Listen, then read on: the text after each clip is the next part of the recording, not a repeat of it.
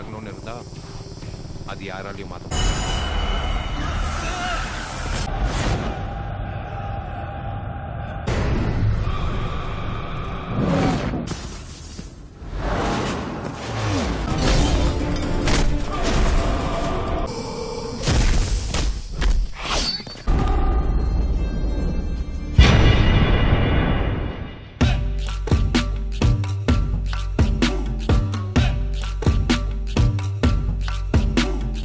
Hai, jumpa lagi bersama saya IP yang suaranya bikin kalian gak bisa tidur.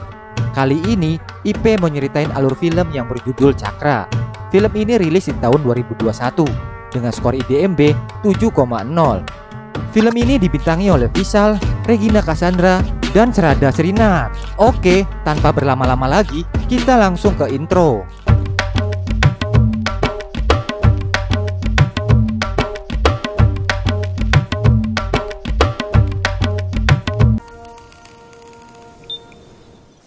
Film dimulai dengan suasana kota Chennai ketika hari kemerdekaan India. Nampak orang sedang libur untuk merayakan hari kemerdekaannya. Sementara itu, petugas kepolisian sedang berjaga memantau keadaan sekitar. Seorang bapak yang udah tua ngelaporin ada 2 orang bertopeng masuk ke dalam rumahnya dan merampok uang dan perhiasan. Perampok itu mengancam dengan sebuah pistol. Enggak berapa lama, petugas juga mendapat telepon dari warga lain yang rumahnya dirampok oleh 2 orang bertopeng dengan modus yang sama. Ternyata, pada hari itu polisi mendapatkan laporan 49 kasus perampokan. Kejadian ini sontak bikin geger kepolisian. Seorang komisaris polisi langsung ngumpulin anak buahnya dan nanya mengenai perampokan itu. Anak buahnya ngomong kalau perampokan ini sudah direncanakan. Terlihat dari waktu mereka merampok yang gak lebih dari 15 menit. Dan perampok tahu dengan detail di mana korban nyimpen duit dan perhiasannya. Dan yang lebih gokilnya lagi, dari ketiga 2 rumah yang dirampok itu ada kamera CCTV. Tetapi semuanya tidak berfungsi pada waktu perampokan. Ini adalah Gayatri. Dia adalah poluan kece pemberantas preman. Dia diperintahkan komisaris untuk menangani perampokan yang menggegerkan pihak kepolisian itu. Setelah ketemu sama komisaris, Gayatri melihat daftar nama korban perampokan.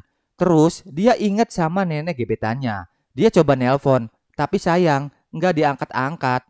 Dan ternyata firasatnya benar. Nenek tersebut juga menjadi korban perampokan dan dalam kondisi kritis. Berarti korban perampokan berjumlah 50 orang. Gayatri coba nelpon gebetannya yang bekerja sebagai tentara di Military Special Comfort yang namanya Chandru. Namun diangkat sama rekan kerjanya dan ngasih tahu kalau Chandru sudah pergi ke Chennai 7 jam yang lalu. Di malam harinya, Gayatri berusaha membekuk penjahat. Ia hampir aja menangkap penjahat itu. Tapi sayang, Gayatri malah dikepung oleh gerombolan para penjahat itu. Gayatri udah ngeper. Tiba-tiba Chandru nongol dan menghajar semua penjahat itu sampai padam lehoi.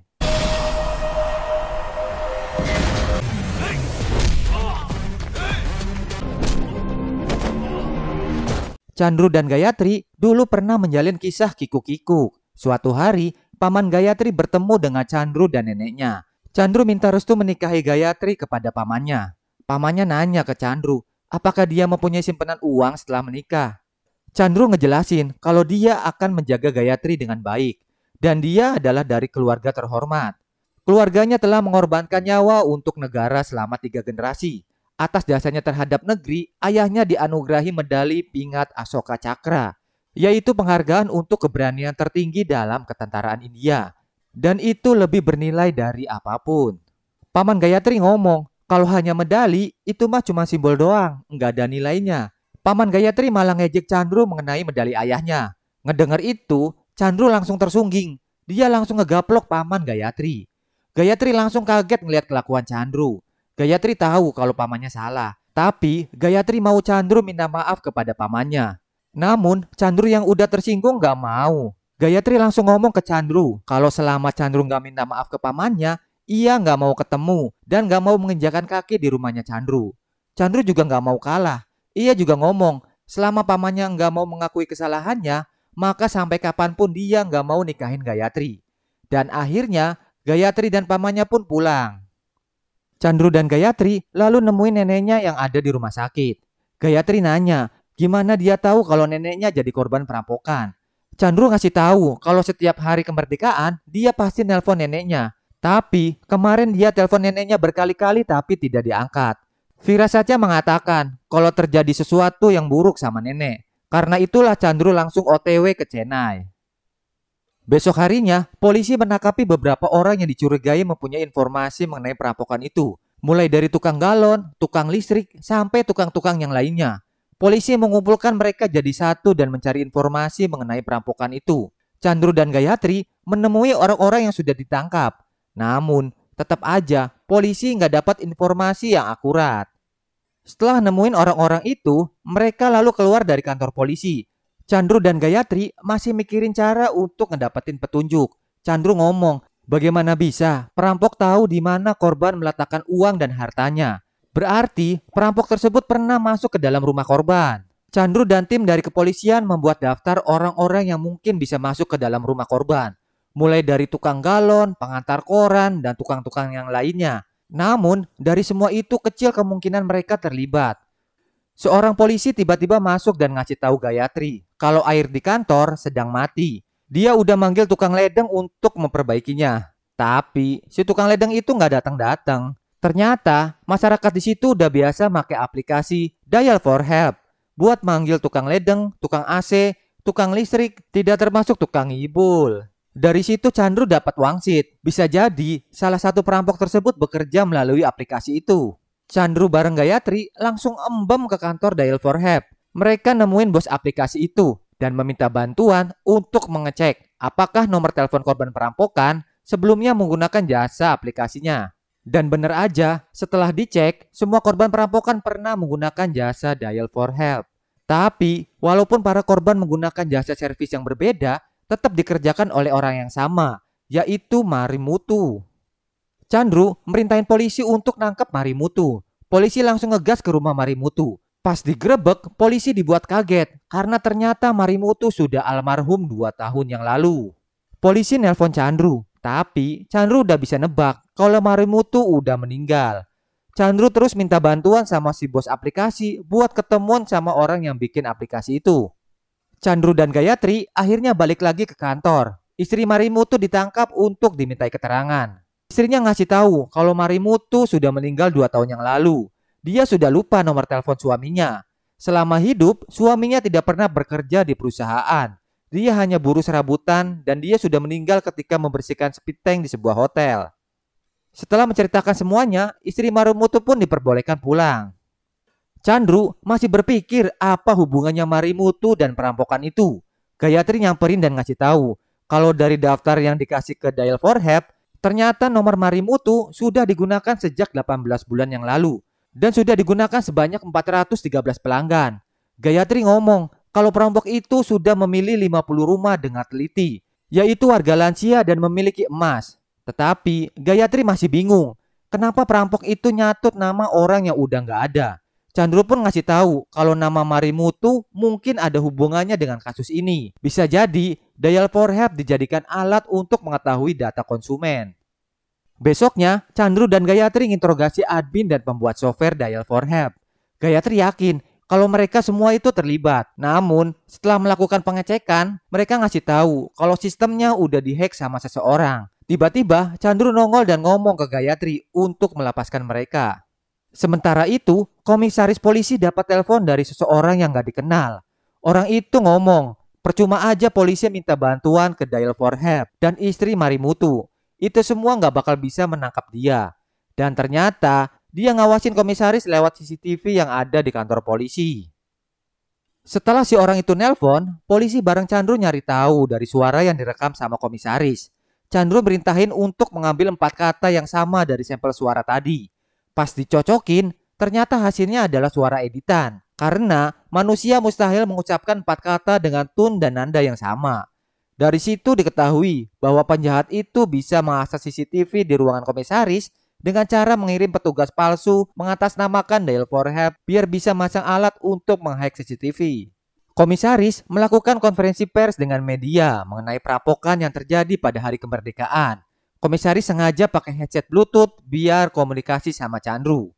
Di ruangan yang lain, Chandru lagi nunggu perampok itu nelpon komisaris. Dan bener aja, pas konferensi pers berakhir, perampok itu nelpon dan nantang polisi untuk menemukannya. Perampok itu juga ngasih tahu kalau teleponnya lagi disadap sama Chandru. Dia ngasih kode 00100 untuk menemukannya. Dan begitu petugas masukin kode itu, langsung terlacak posisi perampok. Petugas kepolisian langsung menuju ke koordinat perampok yang ternyata berada di gedung kosong. Namun, ketika Chandru dan polisi ke sana, ternyata perampok itu sudah kabur dan hanya menyisakan perangkat komputer yang sudah rusak. Besoknya, Chandru rapat sama komisaris dan beberapa anggota polisi. Chandru ngasih tahu hasil penyelidikannya, kalau nomor Marimutu hanya digunakan untuk layanan dial for help aja. Dan udah dikasih ke pelanggan 413 kali. Dan dari data rumah orang lansia yang cukup kaya, itu ada sekitar 108 rumah. Yang kemarin sudah dirampok 50 rumah. Chandru yakin kalau mereka akan merampok 58 sisanya. Ketika perampok itu menelpon komisaris, dia ngasih kode 00100. Dan kode itu tertulis di dinding gedung tua tempat perampok itu. Namun, tulisannya sedikit berbeda. Tulisan kode itu mirip simbol mahkota ratu yang ada di dalam catur. Dari petunjuk tadi, Chandru yakin kalau dalangnya adalah perempuan. Hal itu diperkuat dari hasil scan sidik jari yang diambil dari komputer rusak di gedung tua, yang ternyata terdapat banyak asam amino pada sampel sidik jarinya. Hanya keringat wanita yang memiliki asam amino lebih tinggi. Anggota polisi yang lain bertanya, berdasarkan pengakuan korban perampokan, mereka mengklaim bahwa yang merampok itu adalah 2 orang pria. Chandru ngejawab kalau yang merampok itu adalah 2 orang pria, tetapi dalangnya adalah seorang wanita. Dan suara yang menelpon komisaris itu sudah dirubah menjadi laki-laki. Chandru yakin perampok akan beraksi lagi di tanggal 23, karena pada tanggal itu akan ada kunjungan Perdana Menteri ke Chennai. Dan Perdana Menteri minta pengawalan polisi 2 kali lebih ketat dari pengamanan pas hari kemerdekaan. Orang yang mirip Prilly ini adalah Lila. Ia adalah salah satu guru catur terbaik di Champion Chess Academy. Seorang petugas polisi yang bernama Ganesh menyekolahkan anak perempuannya di sekolah catur itu. Lila dibesarkan di kampung dan sejak kecil diajari catur sama ibunya. Ayahnya adalah seorang pemabuk dan sering mukulin ibunya. Suatu hari ayahnya mabuk dan membunuh ibunya yang lagi tidur. Lila nggak tahu kalau ibunya udah meninggal. Ia ngebangunin ibunya yang lagi tidur dan ternyata ibunya udah meregang nyawa. Ayah Lila lalu menikah lagi dengan janda nggak pakai kembang yang punya 2 orang anak laki-laki. Ibu tirinya ternyata sering nyiksa Lila. Sampai-sampai Lila nggak boleh makan sebelum anak-anaknya kenyang. Pas pulang sekolah, Lila nggak sengaja ngedenger obrolan ibu tiri dan ayahnya. Ibu tirinya minta agar Lila dikirim ke panti asuhan. Kalau enggak, dia akan ngebunuh si Lila. Tetapi ayahnya bilang, jangan dulu ngebunuh si Lila, karena mereka baru aja ngebunuh ibunya. Ngedengar itu, Lila langsung marah tingkat dewa. Lila lalu ngambil penggaris jangkar dan menusuknya ke tempat air sampai bocor. Terus ngambil kabel dan dicolokin ke listrik. Lila ngebunuh ibu tiri dan ayahnya dengan cara disetrum. Akhirnya, ia tinggal bersama kedua adik tirinya dan menjadi pemimpin di keluarganya sampai besar. Lila tumbuh menjadi gadis yang jago komputer dan catur. Dan bener aja, Lila adalah dalang perampokan itu. Dan yang bertugas sebagai eksekutor adalah kedua orang adiknya yang bernama Babu dan Balu. Lila berencana akan merampok kembali 58 rumah pada tanggal 23. Chandru bersiap mengawasi kamera CCTV. Dan ternyata sesuai prediksi, kamera CCTV di jalan semuanya tidak berfungsi. Chandru dan petugas polisi sudah memasang kamera cadangan di beberapa titik. Chandru memerintahkan agar menyalakan kamera CCTV cadangan itu dan memperhatikan peta rumah yang akan dirampok. Chandru berpikir rumah mana yang akan dirampok duluan. Melihat dari kejadian perampokan tanggal 15 Agustus kemarin, rumah pertama yang dirampok adalah rumah nomor 15. Kalau sekarang tanggal 23, maka Chandru yakin kalau rumah nomor 23 akan dirampok duluan. Polisi sudah menempatkan anggotanya di rumah nomor 23. Sementara itu, Lila yang berada di sekolah catur menanyakan istri Marimutu kepada ibu yang biasa beres-beres di sekolah itu. Dan si ibu itu ngasih tahu kalau istri Marimutu dijemput sama polisi. Ternyata istri Marimutu bekerja di sekolah catur tersebut. Ngedengar itu, Lila langsung curiga. Lila langsung menelpon 2 orang adiknya yang akan merampok. Pas mau nyampe di rumah nomor 23, adik Lila mengangkat telepon dan Lila memerintahkan agar membatalkan aksinya dan nyuruh ngebuang topeng dan pistol di tempat sampah. Adik Lila pun membuang topeng dan pistolnya di tempat sampah terdekat. Setelah ngebuang topeng dan pistol, akhirnya adik Lila putar arah untuk balik ke rumah. Namun, seorang anggota polisi nggak sengaja melintas berpapasan dengan mereka.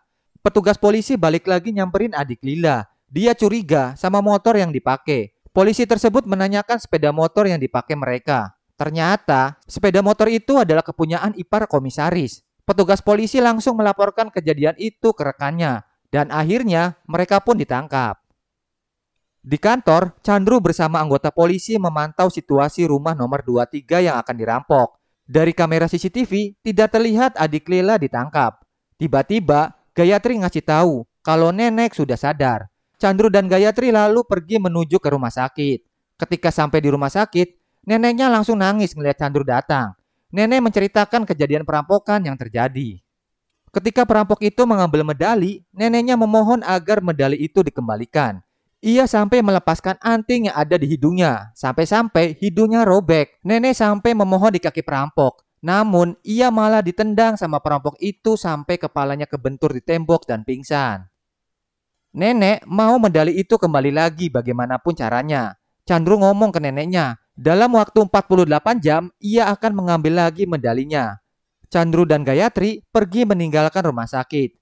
Pas udah nyampe di parkiran, Chandru dan Gayatri melihat mas-mas kehilangan motornya. Mas-mas itu ngasih tahu kalau motornya merek Yamaha, warnanya putih. Chandru ngelihat ada CCTV di sekitar parkiran. Dia lalu ke ruang CCTV dan ngelihat kalau pencurinya pergi di belakang bajai dan di depan ambulan.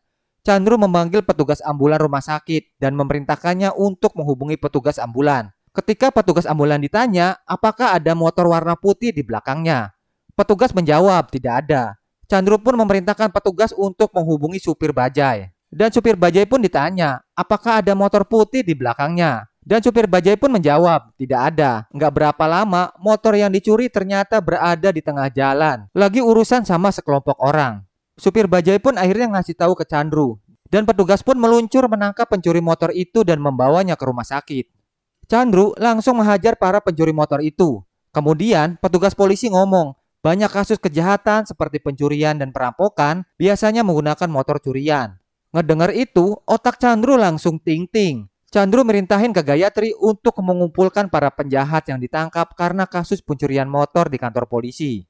Chandru langsung interogasi para maling motor itu satu persatu. Untuk ngademin otak Chandru yang lagi mumet, dia cuci muka biar ada segeran. Terus, dia ingat aplikasi Dial for Help bisa benerin pipa air dan elektronik. Ia pun dapat wangsit lagi. Dari situ, dia punya ide cemerlang buat ngejebak orang yang dicurigai sebagai perampok. Ia langsung ngedeketin kumpulan para maling motor itu dan ngomong, apakah di sini ada tukang pipa profesional? Kebetulan pipa di sini sedang adat. Kalau yang bisa benerin akan dapat keringanan hukuman. Ngedengar itu, Babu dan Balu langsung mengangkat tangannya. Dan Chandru memerintahkan mereka berdua untuk ngebenerin pipa. Chandru lalu menyuruh rekan polisinya untuk memeriksa latar belakang keluarganya. Dan diketahui kalau keluarga mereka sudah meninggal. Hanya tersisa kakaknya yang bernama Lila, yang bekerja sebagai pelatih catur di Champion Chess Academy. Chandru ingat kode 00100 yang mirip sama pion catur. Dan istri Marimu tuh kerja di situ juga. Polisi lalu memberikan foto Lila kepada Chandru. Besoknya, Chandru cekek-kekek bem-bem di tempat Lila ngajar catur. Begitu masuk, ia ngelihat Lila dan Chandru pun langsung duduk di depan Lila. Chandru menantangnya main catur. Awalnya, Lila nggak mau dan nyuruh Chandru buat keluar. Tetapi akhirnya Lila mau juga. Dan singkat cerita, Chandru pun berhasil mengalahkan Lila dan seketika Lila pun langsung cegukan. Dan Chandru pun pergi meninggalkan Lila. Tiba-tiba, Lila muncul dan mengambil kamera yang ada di kaos Chandru dan langsung membuangnya. Lila ngasih tahu kalau sejak adiknya nggak bisa dihubungin, dia curiga adiknya sudah ditangkap polisi. Tapi polisi nggak bakal bisa nangkap dia karena nggak ada buktinya. Lila ngasih tantangan ke Chandru, kalau dia bisa bikin dua adiknya nyebutin namanya, berarti hebat. Setelah ngomong itu, Lila pergi pakai motornya. Sementara itu, dari jauh Gayatri ngedengerin obrolan Lila dan Chandru lewat headset Bluetooth yang dipakai Chandru. Dia langsung emosi. Gayatri menghajar habis-habisan Babu dan Balu di tahanan. Chandru tahu akan terjadi sesuatu yang buruk. Ia ngebut pakai motornya ke kantor polisi. Sementara itu, Gayatri yang udah kalang kabut masih ngehajar Babu dan Balu sampai belur babak. Gayatri ngomong kalau dia sudah tahu siapa dalam perampokan 50 rumah itu. Gayatri mau Babu dan Balu menyebutkan siapa nama dalang dibaliknya. Ngedengar itu, Balu dan Babu ngambil pisau dan langsung menusuk perut Gayatri. Mereka pun lalu menyerang polisi dengan pisau itu. Gayatri yang masih sadar langsung menembak Balu dan Babu hingga tewas. Chandru pergi ke rumah sakit di mana Gayatri dirawat. Ia marah-marah karena Gayatri nggak bisa berpikir jernih. Setelah itu, Chandru pulang menuju rumah. Pas lagi OTW, dia ditelepon sama si Lila. Lila ngomong kalau kedua adiknya nggak ngambil medali itu, mungkin Chandru nggak bakal nyelidikin kasus ini. Tiba-tiba, sebuah pedang hampir mendebas kepala Chandru. Para preman bayaran berusaha ngebunuh Chandru. Lila pun ngasih tahu kalau dia mau ngebunuh Gayatri yang ada di rumah sakit. Chandru berusaha mati-matian menghajar para preman dan menghubungi polisi yang jaga di depan kamar Gayatri dan pihak rumah sakit. Tetapi enggak ada yang diangkat. Lila menuju ke rumah sakit dengan berubah wujud pura-pura jadi dokter untuk ngebunuh Gayatri. Chandru coba menelpon terus dan akhirnya diangkat sama petugas rumah sakit dan ngasih teleponnya ke petugas polisi yang lagi berjaga. Chandru ngomong ke polisi yang berjaga, "Lakukan apa yang saya perintahkan." Dan petugas polisi sudah paham perintah Chandru. Ia langsung berpindah jaga 2 kamar setelah kamar Gayatri untuk mengicau Lila. Begitu Lila masuk, ia kaget kalau kamar tersebut bukan kamar Gayatri. Chandru lalu menelpon Lila dan ngomong kalau dia sebentar lagi ketangkep dan ngasih tantangan kalau dalam waktu 48 jam bisa kabur, maka Chandru nggak bakal nyariin Lila lagi. Lila menutup telepon dan pergi dari rumah sakit. Di keesokan harinya, Ibu Ganesh meninggal dunia. Lila yang ngelayat nampak gelisah. Ternyata Lila yang ngebunuh Ibu Ganesh dengan ngomong kalau anaknya ngebawa bom dan meledak sampai kepalanya hancur. Ngedengar itu, Ibu Ganesh langsung kena serangan jantung dan meninggal. Teman polisi Ganesh ngasih tahu kalau komisaris akan segera datang. Lila langsung minta izin ke atas karena sakit kepala. Lila pergi ke lantai atas ditemani anak perempuan Ganesh. Komisaris mendapat telepon dan dikirimi sebuah video. Dan tiba-tiba Chandru nongol dari tangga. Lila sangat kaget. Chandru merintahin polisi untuk menggeledah tas anak yang ada di kamar Lila. Dan benar aja, tas tersebut berisi uang dan perhiasan hasil rampokan. Lila semakin terdesak. Ia mencoba loncat dari lantai atas. Namun, di bawah para anggota polisi sudah menyiapkan jaring dan langsung ngebungkus Lila. Ketika udah ditangkap, Lila ngomong ke Chandru kalau dia nggak bakal bisa dapetin lagi medalinya. Ngedengar itu, Chandru jadi nyengir. Dia langsung nunjukin medalinya. Ternyata, Lila mengubur medali itu di belakang rumah Chandru. Chandru mengetahuinya dari kamera kecil yang dipasang di kandang merpati. Pas mau dibawa ke mobil, Lila ngasih tahu ke Ganesh kalau yang bikin ibunya serangan jantung adalah dia.